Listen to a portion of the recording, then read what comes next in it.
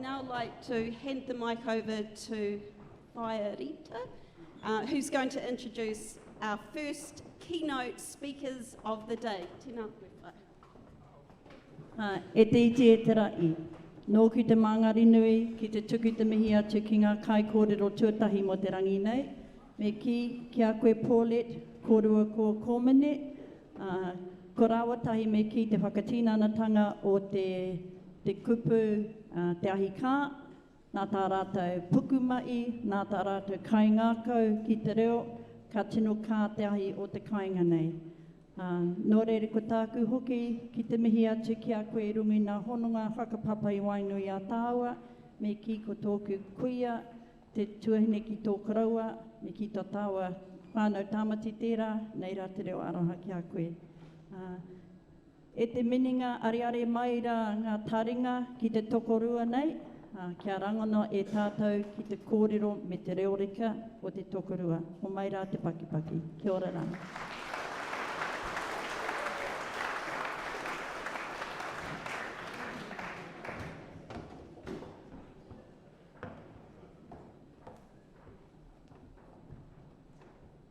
Just another hen counting my chickens and waiting for the splits.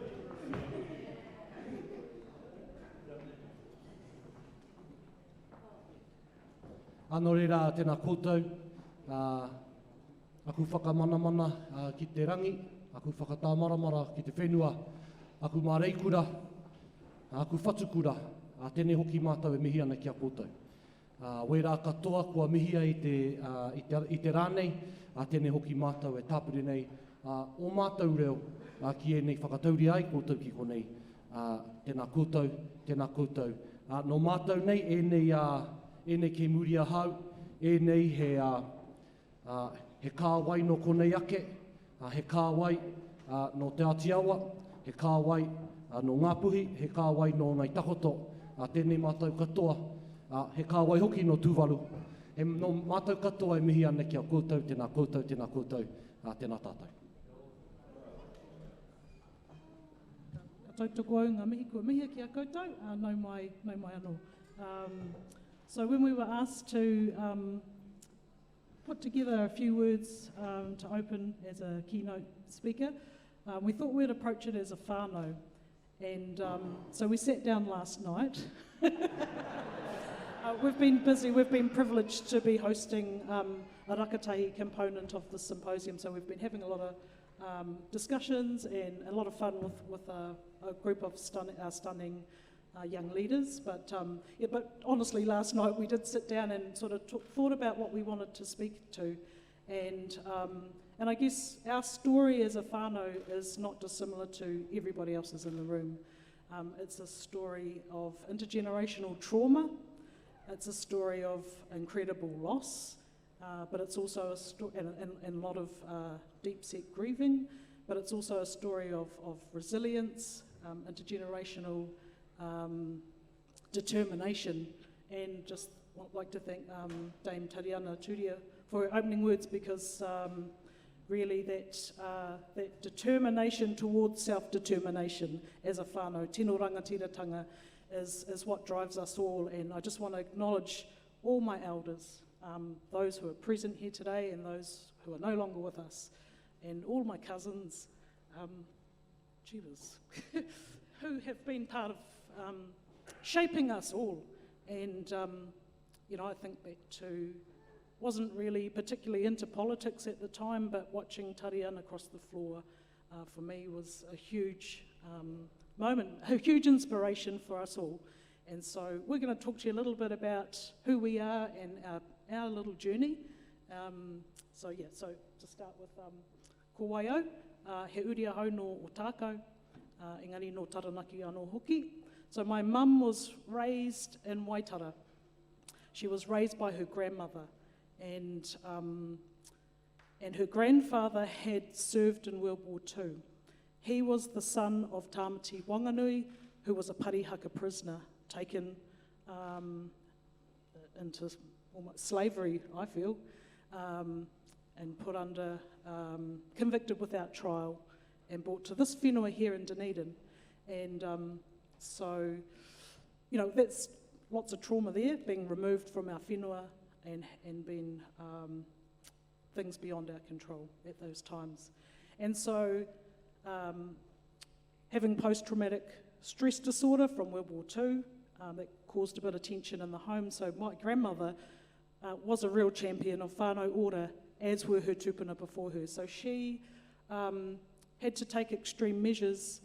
She sold all her shares in Te Waipounamu and to enable her to provide an existence for her whānau in Grey Street, Waitara. And so she raised my mother and Nōku Te Waimarie. We've had the privilege that my mother chose to come back to the homeland of her grandmother. And so she came back to Otako when she was in her 20s. And she met my father, who was a fourth generation Pākehā, unbeknownst to himself, an absolute racist. And a disclaimer here, must put in a good word for the old man. He has turned a big corner, and that's been through our journey and through his love for his mokopuna. But I do want to acknowledge, we're going through a review of our history curriculum, and Dad really had held a lot of pride in himself as this amateur historian, based on the education that he received. And so in my journey of reclaiming and relearning our history, I had absolute delight in ringing him in the evenings and telling him, Dad, we didn't eat the moriori. And all those sorts of things, and really challenged him on his beliefs. And then he's gone through his own transition of awareness and enlightenment. And he'd say things to me, I can't believe the lies that were pushed upon us as children. We were given 10 justifications why the British colonial troops went to war with the Māori in the 1860s, and all these sorts of things. So I'm pleased that we're looking at our history curriculum today, because that is not only important for our tamariki, but for all tamariki in our country, so that there's a shared awareness. So that's a little bit about my mum and my father. So raised in Dunedin as I'm a townie. So I've got cousins that live out on the Kaik, but I'm a townie. So when we were growing up, we would go to our marae.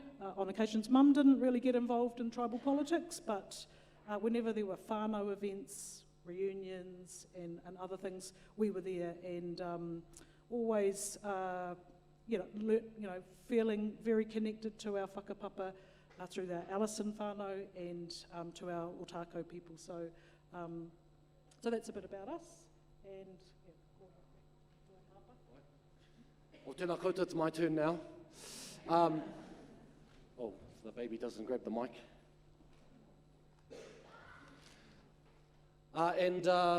My story also is not dissimilar to many of us. So my father is from the very top of the North Island.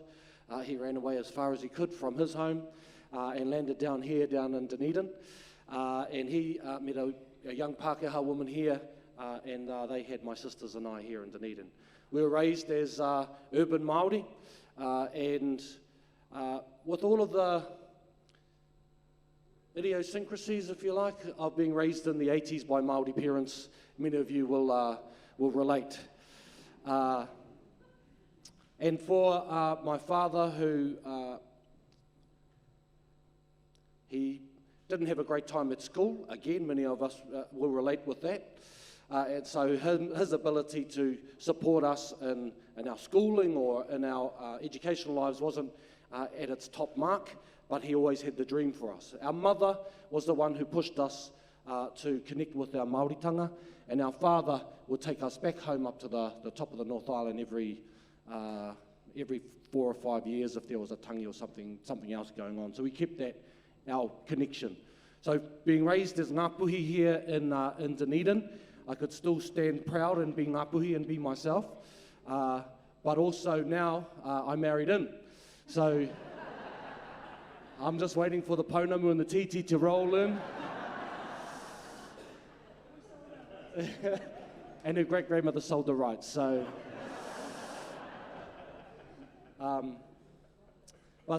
growing up here, and again, it's left to me to talk about how we actually got together. So being raised here in our Dunedin community, in our Dunedin Māori community around the Ārai Te Uru Marae. And we used to call it Maori Club, Te hui ngā rangatahi o ngā hau e whā. You didn't get your jacket unless you could pronounce it properly. And I can truthfully say it was love at first sight. And then there was a few years in between, but she continued to chase me.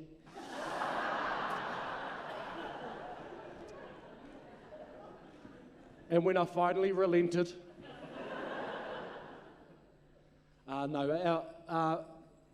we met when we were young at Ārai Te Uru and then met again as we were older. And at that point in our lives, we both wanted to be more Māori. We both wanted to know what that was for us. We both wanted our language. And so it was a perfect fit at the time. I'm thinking twice about it now. But it was a perfect fit, and so we were able to walk together in our own development, in both of our identities, but also in our language.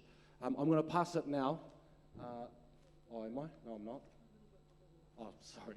So I didn't finish everything, so she's going to clean up for me, so thank you. Yeah.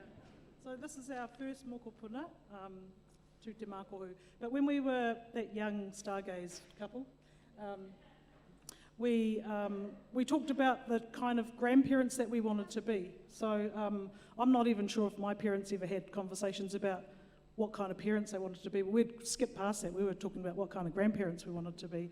And so that really drove us to become these, we talk about mahinga kai, and our whenua and those connections being the backbone of our identity as ngaitahu. But we know through dislocation, disconnection to our whenua, our language, and all those things were lost. So for us, that's how we felt. We felt like these food gatherers and hunters that had to start from scratch almost. If we wanted to create Māori language speakers, we had to become speakers ourselves. So we did whatever it took, and it wasn't going to come to us. And I think that was a good message for us that we share with other whānau. Don't wait for your government, Lino. Can't wait for your iwi. You can't even wait for your marae. It's actually up to you as a whānau. If you want it, you've got to go out and hunt it and gather. So that's what we did. We took people on the road with us to watch our babies while we were in classes, and we're still doing that, whatever it takes. It's an ongoing journey. So that enabled us to speak sort of pidgin Māori to our kids as they were growing up, and then we keep correcting ourselves as we went and just taking every opportunity to continue that journey, our development. So, but I just did want to talk about my first koha to my hapu was my eldest son, Taikawa. And so his whakapapa, although Komene's not his biological father is a direct descendant of Karetai, and our line comes from Karetai's sister, so that was my koha to the hapu to make sure those bloodlines were strong. And so I'm going to sort of hand it over to Taikawa just to share a few minutes of his experience growing up with these parents. Tēnā tātou katoa, ko I tēnei tuake, ko Taikawa Tāmzi Elliffe hau. Just to lead on from that, anyone can have a baby, but it takes a father to step up and be a man. So, tēnā koe e pā. My experiences growing up in Dunedin, being Māori, weren't always positive. Throughout high school, you always questioned, always had a nickname. Do you have a nickname, TK?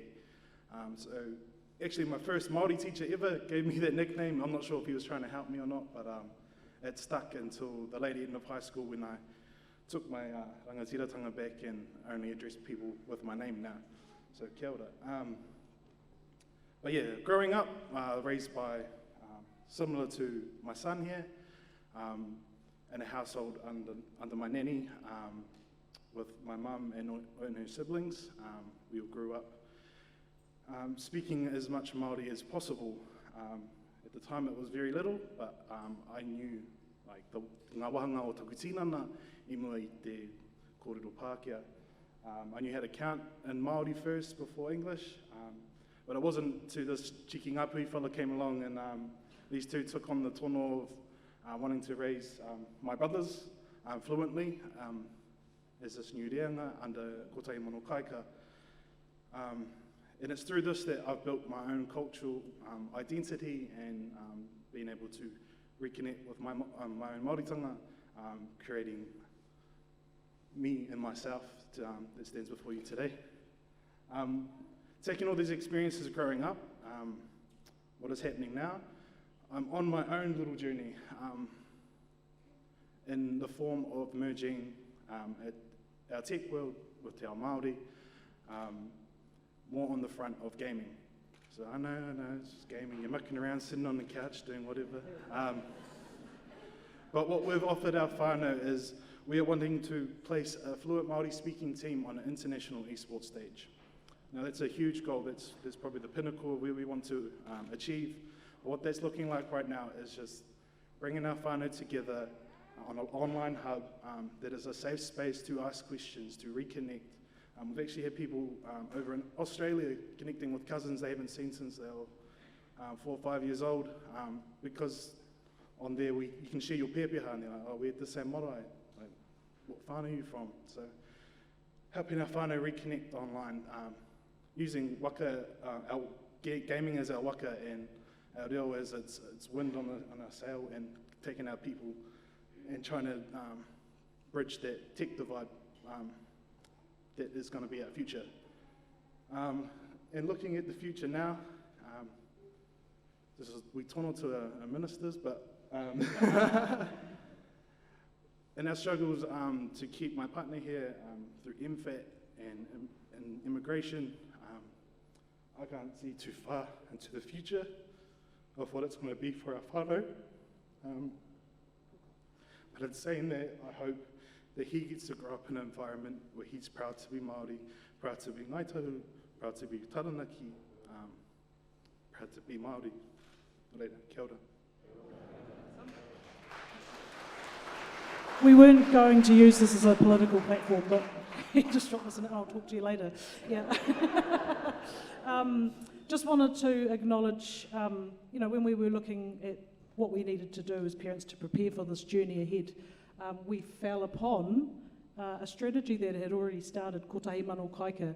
And although people say it's an iwi strategy, for us it's a movement, and I know there are a lot of whānau here in the room who've been part of that movement, so I just want to acknowledge everyone that has been working alongside us. But on that note, Tā Tipene gave a few offerings at a hui a few years ago, and he talked about a man who had influenced his life and had mentored him throughout leadership, and that was John Rangiho. And John Rangiho had said to Tipene, there are more and more people speaking Māori, but less and less Māori things to talk about. And so that's really been something that we've been driven by over the years. So, looking at our traditions and the role that the whenua and our environment play within Te Ao Māori and within our language as well. So I'll pass over to Mai.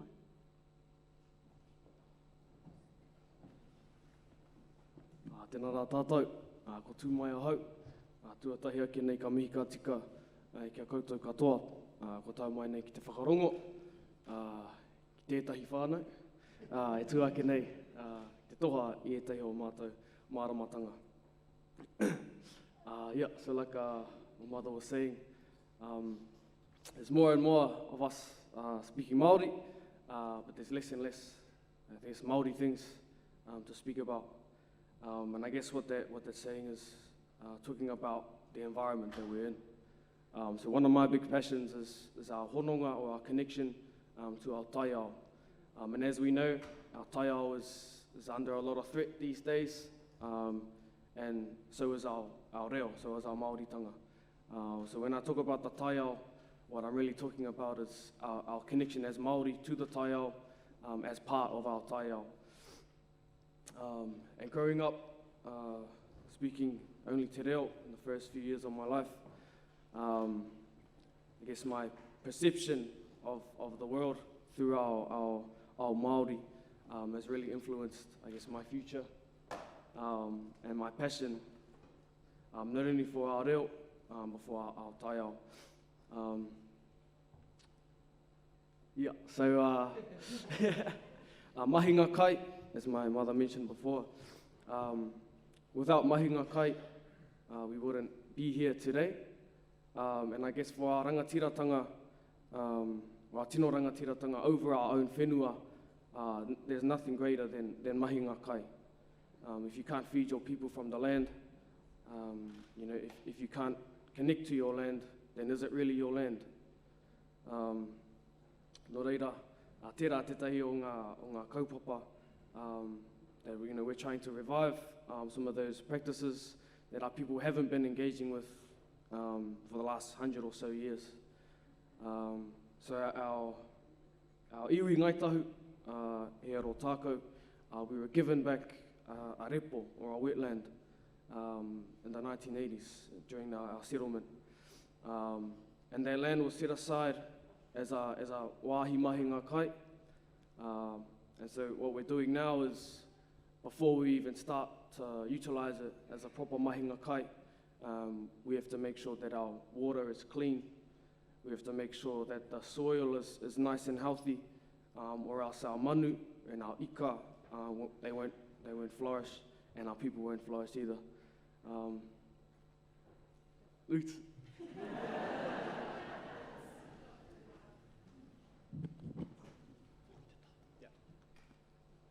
Tēnā tātou, ka mihi kia tātou I runga I ngā mihi kua tukuna kia tātou. I'll just talk briefly about here as my whānau, and we've been lucky to have the opportunities that we have pretty much been handed, and in turn that has given us the strength to create our own initiatives. So I'd just like to thank the team at Ruia for creating and helping to fund our kaupapa Te Pai Mahuri. Te Pai Mahuri is a Dunedin Māori Youth Council that came about through my experiences with the Pākehā Dunedin Youth Council, and from what I saw and from what I thought they lacked in cultural competency. As alongside strengthening te ao Māori within our city, no reira tēnei ka mihi kia koutou o Ruia, e whakarongo nei kia mātou, kia rongo ai o te poti I te reo te rangatahi, tēnei ka mihi. Another kaupapa that I've also started to create was mataraunui. So during the level 4 lockdown, a couple of my mates and I were quite bored. They didn't have to go to school anymore, so they were at home, not doing much. And us four Māori boys around the motu, he kōrero Māori mōhio ana ki ngā pūrākau o mātou iwi. So we thought, how about we share these kōrero with the motu, in hopes that rangatahi around the country can feel that connection, whakapapa nei, hono nei, ki o rātou whenua, whether they be living in another part of the country and wanting to be connected to their tūranga waiwai. So that's another kaupapa that we've created. We are still looking for funding to make that an even bigger kaupapa, so tēnā tātou katoa.